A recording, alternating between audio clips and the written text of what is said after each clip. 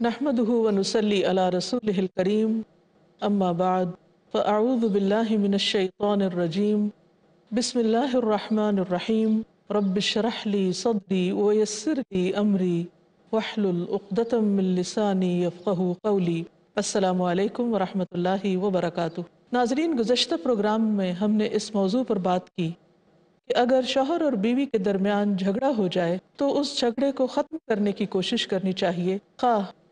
उनमें से एक को अपने हुकूक पर कुछ कंप्रोमाइज़ ही क्यों ना करना पड़े, क्योंकि सुलह हर हाल में बेहतर है।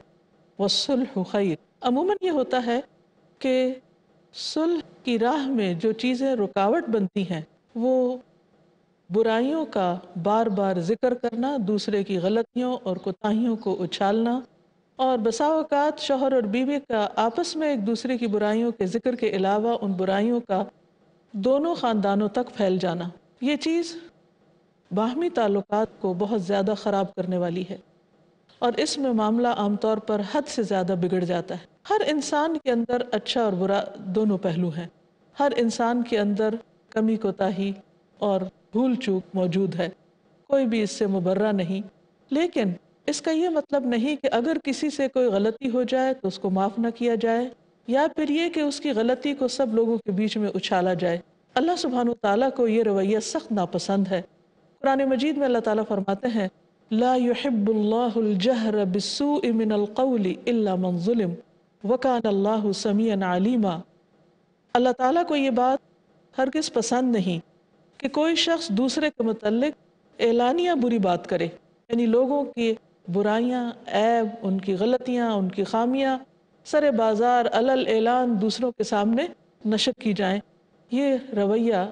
किसी मोमिन से इसकी तवक्को नहीं की जा सकती और अल्लाह ताला इसको सख्त नापसंद करता है। इल्ला ये कि उस पर जुल्म हो। अगर किसी पर जुल्म हो तो उस सूरत में वो अपने जुल्म की शिकायत उस शख्स तक ले जा सकता है जो उसके इस जुल्म को दूर करने के लिए उसकी मदद करे, लेकिन उस सूरत में भी उसको बहुत ज़्यादा हवा नहीं देनी चाहिए, क्योंकि कहीं ऐसा ना हो कि इंसान मजलूम होने की बजाय खुद जालिमों में उसका शुमार होने लगे। और फिर ये भी आखिर में फरमाया गया कि वकान अल्लाह समीअन अलीमा, अल्लाह ताला सुनने वाला है, जानने वाला है। इंसान के मुंह से जो लफ्ज़ भी निकलता है, अच्छा या बुरा, अल्लाह ताला उसको सुन रहे होते हैं। और जो कुछ इंसान कर रहा होता है और जहाँ जहाँ वो बात कर रहा होता है और जिस जिसको बता रहा होता है, वो भी सब अल्लाह के इल्म में है। तो जिस शख्स को इस बात का एहसास हो जाए कि अल्लाह ताला सुन रहा है और अल्लाह ताला देख रहा है और वो जान रहा है, तो यकीनन ये चीज़ उसके इस रवैये में तब्दीली पैदा करेगी। जहाँ तक दूसरों की ऐब पोशी का ताल्लुक़ है, तो ये चीज़ अल्लाह ताला के नज़दीक बहुत पसंदीदा है। हदीस में आता है कि अल्लाह ताला शर्म वाला, पर्दा पोशी करने वाला है, हया और पर्दा पोशी को पसंद करता है। और जब कोई बंदा दुनिया में किसी का ऐब छुपाता है तो अल्लाह ताला क़यामत के दिन उस शख्स का ऐब छुपाएगा। क़यामत का दिन वो दिन है जब हर शख्स अपनी नेकियों और बुराइयों के साथ अल्लाह के हुजूर हाजिर होगा और उस वक्त इंसान का कुछ भी छुपा न रह जाएगा। जैसे कि कुरान मजीद में आता है, यौम इदिन तुअरदून ला तख्फा मिनकुम खाफिया, जिस दिन तुम अल्लाह के सामने पेश किए जाओगे और तुम्हारी कोई भी चीज़, कोई भी राज राज ना रहेगा, कुछ भी छुपा ना रहेगा, सब कुछ सामने आ जाएगा। उस वक्त अगर कोई शख्स दुनिया में दूसरों के ऐब छुपाने वाला होगा तो अल्लाह ताला उसकी बुराइयों को छुपा देगा और उसको माफ़ कर देगा। इस बात की वजाहत भी हमें एक हदीस से मालूम होती है कि एक आदमी ने इब्ने उमर से पूछा कि तुमने सरगोशी के मुतल्लिक नबी सल्लल्लाहु अलैहि वसल्लम से किस तरह सुना है? तो उन्होंने बयान किया कि आपने फरमाया, तुम में से एक शख्स अपने रब के करीब होगा, यानी क़यामत के दिन, यहाँ तक कि अपना हाथ उस पर रख कर फरमाएगा, यानी अल्लाह ताला कि ए बंदे, तूने फ़लाँ और फ़लाँ काम किए थे? वो अर्ज़ करेगा जी हाँ। फिर अल्लाह ताला पूछेगा कि तूने फ़लाँ और फ़लाँ यानी बुरे काम किए थे? वो अर्ज़ करेगा जी हाँ। अल्लाह ताला उससे सारे गुनाहों का इकरार कराएगा और फिर फरमाएगा कि मैंने दुनिया में भी तेरे गुनाहों की पर्दापोशी की थी और आज भी मैं तुझको बख्श रहा हूँ। लेकिन ये इनाम किसके लिए? उसके लिए जो दुनिया में दूसरों की ख़ताओं को देखते हुए उनसे सरफ नज़र करे और उनको दूसरों के सामने ना उछाले। लेकिन इसका ये मतलब नहीं कि इंसान अगर किसी के अंदर कोई बुराई देखता है, कोई खामी देखता है, تو اسے اس سے روکے نہ، یہ ایک الگ فریضہ ہے۔ امر بالمعروف اور نہی عن المنکر کا، کہ جہاں انسان دوسروں کو اچھی بات بتائے وہاں اگر وہ کوئی برا کام کر رہے ہیں تو ان کو منع بھی کرے، یہ بھی اس کی ذمہ داری ہے۔ لیکن اس کا یہ معنی نہیں کہ انسان اس برائی کو پبلک میں نشر کرنا شروع کر دے۔ اللہ سبحانہ وتعالیٰ ستیر ہے اس کی ایک صفت، اور ایسے لوگوں کو پسند کرتا ہے جو دوسروں کے گناہوں کو چھپانے والے ہیں، ان کے عیبوں کو ڈھانکنے والے ہیں۔ اور چونکہ گناہ پر پردہ ڈالنا اللہ تعالیٰ کو پسند ہے، تو اسی وجہ سے اللہ تعالیٰ قیامت کے دن ایسے شخص کے گناہ پر بھی پردہ ڈالے گا۔ تو دنیا میں کسی کے عیبوں پر پردہ ڈالنا کسی دوسرے کے ساتھ احسان کرنا تو ہے ہی، لیکن اس سے بڑھ کر خود اپنے ساتھ احسان کرنا ہے، خود اپنا بھلا کرنا ہے۔ ان احسنتم احسنتم لانفسکم، اگر تم نے یہ اچھا کیا، احسان کیا کسی پر کہ اس کی برائی کو چھپا دیا، تو دراصل تم نے اپنے لیے اچھا کیا، خود اپنے اوپر احسان کیا۔ کیونکہ حدیث میں آتا ہے من علم من اخیہ سیئۃ، جس نے اپنے بھائی کی کوئی سیئہ یا برائی جان لی، معلوم ہو گئی، نہیں خود اپنی آنکھوں سے دیکھی یا کسی اور کے ذریعے اس کو پتہ چلی، اور پھر وہ اس کو چھپا گیا، تو اللہ تعالیٰ قیامت کے دن اس پر پردہ ڈالے گا۔ یعنی اگر آج کوئی دنیا میں کسی پر احسان کرے گا تو کل اس کے ساتھ یہ احسان کیا جائے گا۔ خاص طور پر ان لوگوں کی غلطیوں پر پردہ ڈالنا جو صاحب حیثیت ہوں یا کسی اتھارٹی میں ہوں، کیونکہ ان کی خرابیوں کو نشر کرنے اور عام کرنے کا مطلب یہ ہے کہ لوگوں کے دلوں میں ان کی کوئی عزت نہ رہے۔ جب ان کی کوئی عزت نہیں رہے گی تو پھر ان کی بات بھی نہیں مانی جائے گی، اور اس طرح ایک عام فساد کی شکل نمایاں ہو جائے گی۔ نبی صلی اللہ علیہ وسلم نے فرمایا اقیلوا ذوی الہیئات عثراتہم الا الحدود، کہ صاحب حیثیت لوگوں کی غلطیاں معاف کر دیا کرو، الا یہ کہ وہ حدود ہوں، یعنی ایسا جرم ہو کہ جس پر حد جاری ہونی چاہیے، ادروائز صرف نظر کرو۔ کیونکہ وہ لوگ جو پبلک فگر ہوتے ہیں یا لوگوں کے بیچ میں ان کی ایک نیک نامی ہوتی ہے، اگر ان کی چھوٹی چھوٹی باتوں کو اچھالا جائے گا تو اس سے لوگ ایک بڑی خیر سے محروم ہو جائیں گے۔ اسی طرح بعض اوقات ایک شخص دوسروں پر بہت احسان کرنے والا ہوتا ہے، اس کی خیر عام ہوتی ہے، لیکن چونکہ وہ انسان ہوتا ہے اس سے غلطیاں ہوتی ہیں۔ اب اگر کوئی شخص اس کے احسان کو بھول کر اس کی ایک غلطی کو لے کر لوگوں میں اس کو بدنام کرنا شروع کر دے تو اس کا نقصان یہ ہوگا کہ ہو سکتا ہے کہ اس کی خیر سے لوگ مزید محروم ہو جائیں، یا وہ خیر سے اپنا ہاتھ روک لے، اور اس طریقے سے بھی لوگوں کا فائدے کی بجائے نقصان ہونا سامنے آ سکتا ہے۔ پھر ایک بات یہ ہے کہ جس شخص کے اندر ایک خیر ہوتی ہے یا وہ دوسروں کے لیے بھلائی کے کام کرتا ہے، ہو سکتا ہے اللہ تعالیٰ اس کی اس بھلائی کی وجہ سے اس کو معاف کر دیں، لیکن جو لوگ ان کو بدنام کریں ان کی پکڑ ہو جائے۔ کیونکہ نبی صلی اللہ علیہ وسلم نے فرمایا اگر تم لوگوں کے عیوب کی ٹوہ میں لگے رہو گے، یعنی ان کے عیب ڈھونڈنے میں لگے رہو گے، اب ایسے میں بعض اوقات ایسی ایسی چیزیں لوگوں کے بارے میں کہی جاتی ہیں کہ جس کے بعد وہ سب سے چھپ کر ایک طرف الگ ہو جاتے ہیں۔ فرمایا کہ تم انہیں خراب کر دو گے، یا فرمایا کہ قریب ہے کہ تم ان میں بگاڑ پیدا کر دو۔ پیچھے ہم نے صلح کے بارے میں پڑھا اور اس کا دین میں مقام اور اس کا فائدہ اور اس کے اثرات کے بارے میں۔ یہ چیز یعنی لوگوں کی برائیوں کو اچھالنا صلح میں بھی رکاوٹ ڈالتا ہے، کیونکہ اس سے انسان کے اندر ایک ضد آ جاتی کہ ٹھیک ہے اگر مجھے کوئی برا سمجھتا ہے یا مجھ پر لوگوں کو اعتراض ہے تو میں ہوں ہی ایسا، اور میں اپنی اصلاح نہیں کروں گا، یعنی وہ شخص ڈھیٹ ہو سکتا ہے۔ تو اس لیے اگر کوئی غلطی کرے اور انسان کو معلوم بھی ہو تو اسے ظاہر نہیں کرنا چاہیے، صرف نظر سے کام لینا چاہیے، تجاہل عارفانہ سے کام لینا چاہیے، تاکہ وہ برائی جہاں ہے وہیں دب جائے، اور دوسرا شخص جو خیر اور بھلائی کا کام کر رہا ہے یا کر سکتا ہے وہ مزید کرتا چلا جائے۔ ہاں، اس کو اس کی برائی سے خاموشی سے ایک طرف ہو کر روکنا اور منع کرنا یہ ایک الگ فریضہ ہے۔ زندہ تو زندہ اگر کوئی شخص فوت ہو جائے تو اس کے مرنے کے بعد اس کی اچھائیوں کا ذکر کرنا چاہیے، برائیوں کا نہیں، کیونکہ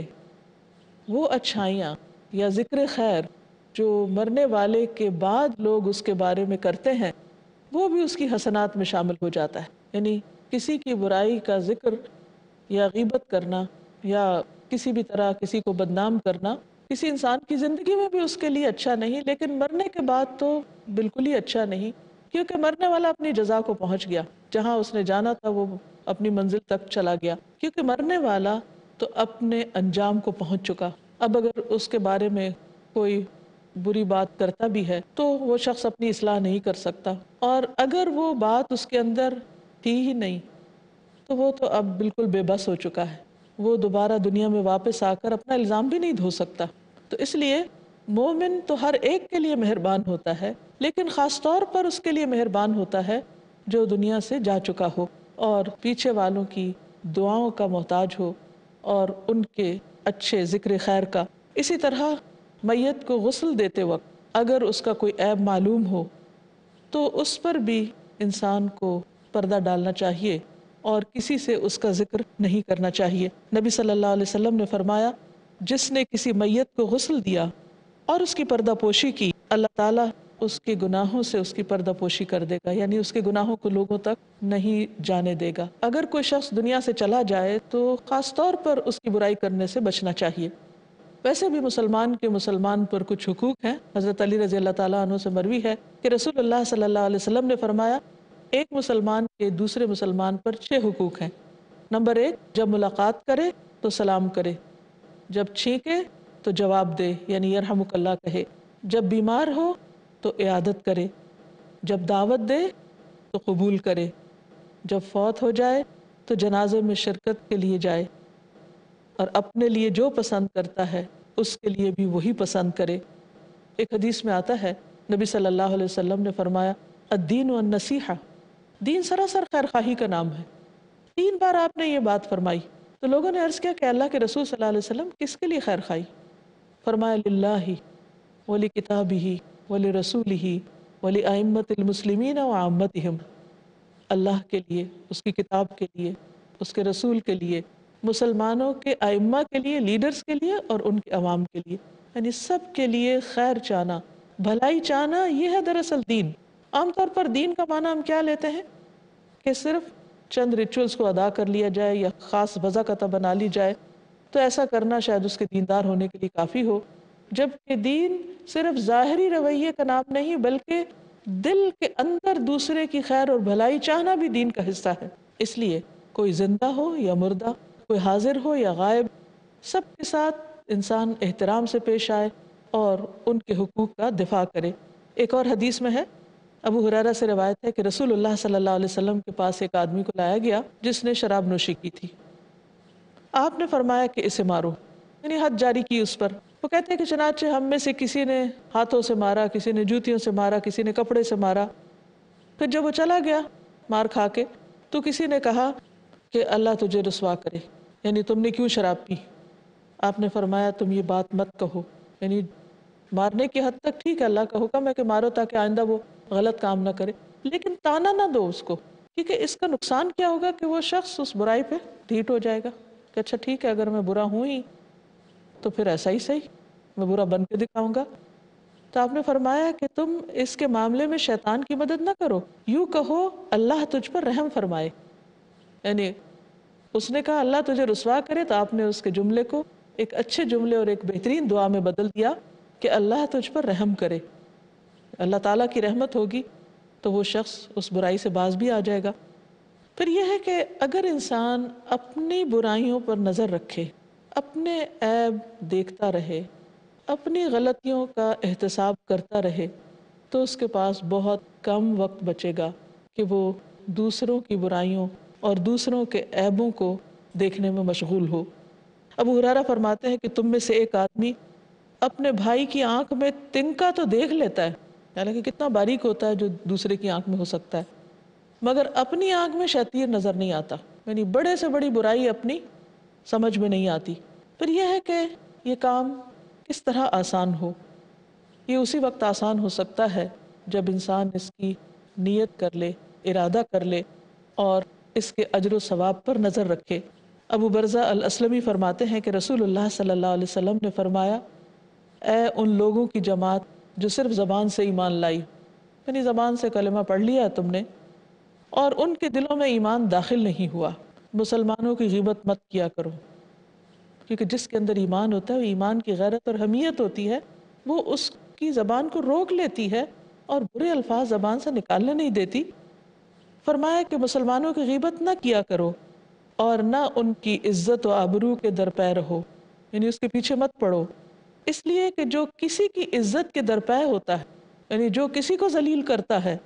اللہ تعالیٰ اس کی عزت کے درپے ہو جاتا ہے، اور جس کی عزت کے درپے اللہ تعالیٰ ہو جائیں تو اسے اس کے گھر میں بھی رسوا کر دیتے ہیں۔ پھر اگین بات یہی ہے کہ کسی پر احسان کرنا دراصل اپنے اوپر احسان کرنا ہے، کسی کی برائی کو دیکھ کر اسے چھپانا دراصل اپنے عیبوں پہ پردہ ڈالنا ہے، کسی کی عزت کی حفاظت دراصل اپنی عزت کی حفاظت ہے، اس لیے انسان اپنی خاطر دوسروں کا بھلا کرتا رہے۔ پھر اسی طرح یہ ہے کہ اگر کوئی شخص مومن کی پردہ پوشی کرتا ہے اور خیرخواہی کرتا ہے تو یہ اس کے ایماندار ہونے کی دلیل ہے، کیونکہ نبی صلی اللہ علیہ وسلم نے فرمایا کہ اے وہ لوگوں جنہوں نے اسلام کا کلمہ تو پڑھ لیا لیکن ایمان اندر داخل نہیں ہوا۔ تو اس سے بھی پتہ چلتا ہے کہ یہ عمل جو ہے اس کا تعلق بھی ایمان سے ہے۔ حقیقت یہ کہ جتنی بھی عمل صالح ہیں، جتنی بھی خیر اور بھلائی کی چیزیں ہیں، وہ ساری بالآخر ایمان پر ہی آ کر رکتی ہیں، کہ اگر ایمان مضبوط ہوگا تو برائیوں سے بچنا آسان ہوگا، اور اگر ایمان میں کمزوری ہے تو پھر برائیاں کرنا آسان ہو جاتا ہے۔ اسی طرح ایک اور چیز کا بھی خیال رکھنا چاہیے کہ دوسروں کے عیبوں کی پردہ پوشی تو کرنی ہی چاہیے، اگر انسان سے خود کو غلطی اور گناہ ہو جائے تو اس کو بھی چھپانا چاہیے، کیونکہ اللہ تعالیٰ کو بری باتیں کرنا پسند ہی نہیں۔ ابو ہریرہ فرماتے ہیں کہ میں نے رسول اللہ صلی اللہ علیہ وسلم سے سنا، آپ نے فرمایا میری ساری امت کے گناہ معاف کر دیے جائیں گے سوائے ان گناہوں کے جو اعلانیہ کیے گئے ہوں، یعنی سب کے سامنے کھلے عام بے حیا ہو کر۔ وہ یہ کہ ایک شخص رات کو کوئی گناہ کا کام کرے اور اس کے باوجود کہ اللہ نے اس کے گناہ کو چھپا دیا، ڈھانک دیا، مگر صبح ہونے پر وہ کہے کہ میں نے کل رات فلاں فلاں غلط کام کیا تھا، یعنی اپنے ہی گناہ کو سب کے سامنے کھول دے۔ رات گزر گئی تھی اور اس کے رب نے اس کا گناہ چھپائے رکھا تھا، لیکن جب صبح ہوئی تو وہ خود اللہ کے پردے کو کھولنے لگا، غلط کام کرنے لگا۔ تو ایسا گناہ جو انسان کرنے کے بعد خود ہی کھولتا ہے، اسے نشر کرتا ہے اور بے حیائی کا ثبوت دیتا ہے، تو یہ گناہ معاف بھی نہیں ہوگا، کیونکہ اس گناہ پر اس کو شرمندگی نہیں۔ توبہ کے لیے ضروری ہوتا ہے کہ انسان گناہ کا اعتراف کرے، اس پر شرمندہ ہو اور پھر آئندہ نہ کرنے کا عہد کرے۔ جب ایک انسان دلیر ہو کر سب کو بتا رہا ہے کہ میں نے ایسا اور ایسا غلط کام کیا، تو اس کا مطلب ہے کہ وہ اپنے گناہ پر شرمندہ نہیں بلکہ خوش ہے، تو یہ چیز اللہ تعالیٰ کو سخت ناپسند ہے، تو ایسے گناہ پھر معاف بھی نہیں کیے جائیں گے۔ لیکن دوسرے گناہ جو انسان ہونے کے ناطے کر بیٹھتا ہے، چھوٹے ہوں یا بڑے، اگر اللہ نے ان پہ پردہ ڈال دیا تو انسان بھی اللہ کے حضور رو کر، استغفار کر کے، دوسروں کے ساتھ احسان کر کے، صدقہ خیرات کر کے، روزہ رکھ کے، دعا کر کے ان گناہوں سے نکلنے کی کوشش کرے اور ان کو مٹانے کی کوشش کرے۔ اس سلسلے میں خاص طور پر دعا بہت فائدہ مند ہے۔ جس کو دعا کی توفیق ہو گئی اس کے لیے بہت سے مرحلے آسان ہو گئے، کیونکہ جو دعا کرتا ہے اس کے لیے خیر و بھلائی کے دروازے کھل جاتے ہیں۔ رسول اللہ صلی اللہ علیہ وسلم نے فرمایا اپنی زندگی میں نیکیاں کرتے رہو اور اللہ کی رحمت کے عطیات کے درپے رہو، یعنی کہ نیکی جو ہے وہ اللہ کی رحمت کو دعوت دیتی، کیونکہ اللہ تعالیٰ جس کو چاہتا ہے اپنی رحمت کے عطیات عطا کرتا ہے، یعنی یدخل من یشاء فی رحمتہ، جسے چاہتا ہے اپنی رحمت میں داخل کر لیتا ہے۔ تم اللہ تعالیٰ سے سوال کرو کہ وہ تمہارے عیوب پر پردہ ڈالے، جیسا کہ عافیت کی دعا کے آخر میں آتا ہے کہ اللہم استر عوراتنا وآمن روعاتنا، کیونکہ اللہ ہی ہے جو انسان کو چھپا سکتا ہے یا انسان کے عیبوں کو چھپا سکتا ہے۔ ابن عمر نے فرمایا کہ رسول اللہ صلی اللہ علیہ وسلم صبح و شام کی دعاؤں میں اس دعا کو کبھی ترک نہ کرتے تھے کہ اے اللہ میں تجھ سے دنیا اور آخرت میں عافیت کا سوال کرتا ہوں، اے اللہ میں تجھ سے اپنی دنیا، دین، اپنے اہل خانہ، مال کے متعلق درگزر اور عافیت کا سوال کرتا ہوں، اے اللہ میرے عیبوں پہ پردہ ڈال دے، تو مجھے خوف سے امن عطا کر دے، اے اللہ آگے پیچھے دائیں بائیں اوپر نیچے سے میری حفاظت فرما، اور میں تیری عظمت سے تیری پناہ میں آتا ہوں کہ میں اچانک نیچے سے اچک لیا جاؤں، یعنی زمین میں دھنس جاؤں۔ اسی طرح جب دشمن کا مقابلہ ہو یا انسان کو خوف ہو تو اس موقع پر بھی نبی صلی اللہ علیہ وسلم نے جو دعا سکھائی وہ یہی ہے کہ اللہم انا نجعلک فی نحورہم ونعوذ بک من شرورہم، کیونکہ بعض اوقات انسان خود اپنے گناہ کا ذکر نہیں کرتا، اس کے دوست احباب اس کی حفاظت کرتے ہیں۔ ہم دیکھتے ہیں کہ نبی صلی اللہ علیہ وسلم اپنے صحابہ کو خاص طور پر جنگ کے موقع پر ایسی دعا سکھاتے ہیں کہ جس سے انسان کا خوف امن میں بدل جائے۔ مثلا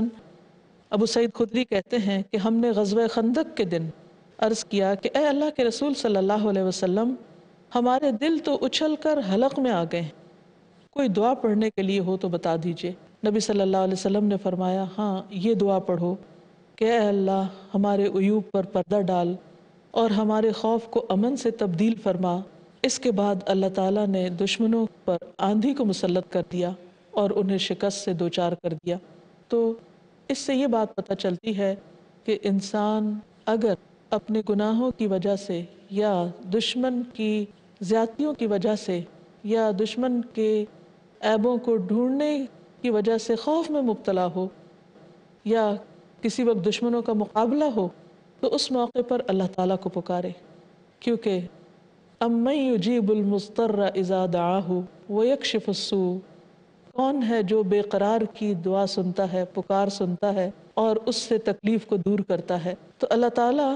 ہم سب کو ان باتوں پر عمل کی توفیق عطا فرمائے کہ ہم خود بھی گناہوں سے بچیں، دوسروں کے گناہ اور غلطیاں اگر ہمارے سامنے آئیں تو ان کو ڈھانکیں۔